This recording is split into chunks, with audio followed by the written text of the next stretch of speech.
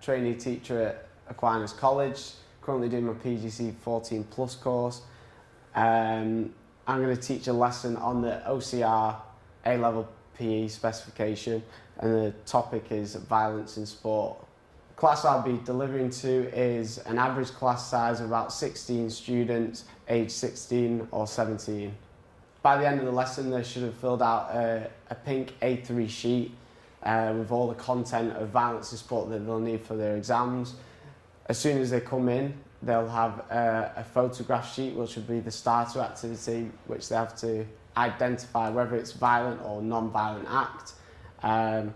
There's true and false cards provided for assessment for learning, mini whiteboards for assessment for learning, and then a worksheet at the end, which will be an exam structure for a question in violence in sport, possibly in the future. This is where it is in the specification. So we're in the ethics and deviance in sport topic, and we're looking specifically violence in sport.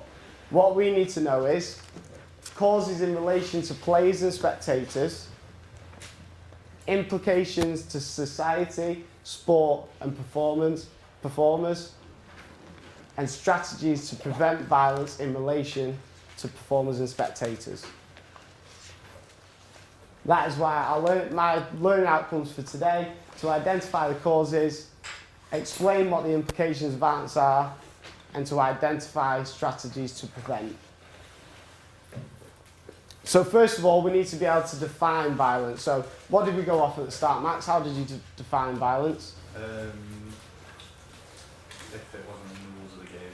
So we're going off rules of the game, within the rules of the game. What other area of PE did that sound like? Aggression. So we're looking back at aggression and assertion in psychology. So on your mini whiteboards, can you and your partner write me a definition of what you think violence is? So Max, coming back to you, have you changed your definition now? Have you rethought it after we've compared it to aggression and assertion? We've got an unlawful act with intention to hurt someone. An unlawful act with an intention to hurt someone. Yeah. Okay, brilliant. That's really kind of what we're looking for, the intent to harm. Dan, what was yours? Intent to harm outside the rules of the game. Intent to harm outside of the rules of the game.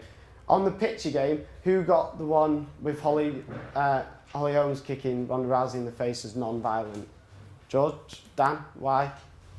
I put it as non-violent because I thought it's in the game. It's like part of the sport. I just thought it's okay, but you can see why. Yeah. Now because it's like she's actually trying to like hurt Ronda Rousey, like. Yeah, definitely. Thank you very much, Dan. Brilliant.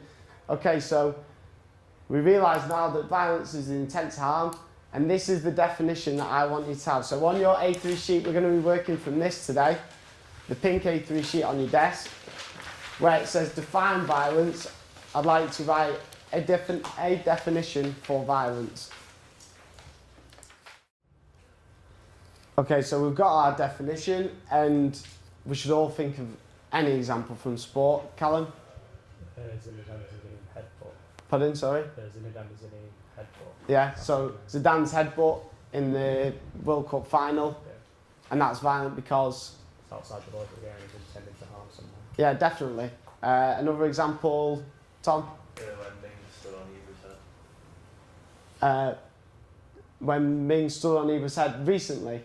Yeah. So why has he done that? He was like angry at her through the game, and then he's intended to harm, so chose it. Okay, good. Harry, example? Yeah, I was just saying, So why did he do that? So getting back at him. So really, we've got the definition, we've got an example, and then we're moving on to causes. Why has it happened? Why is violence happening in sport? So coming back to the learning objectives, you must be able to identify the causes of violence in sport. On your mini whiteboards, when I say go, try to name as many causes of violence as you can in your pairs.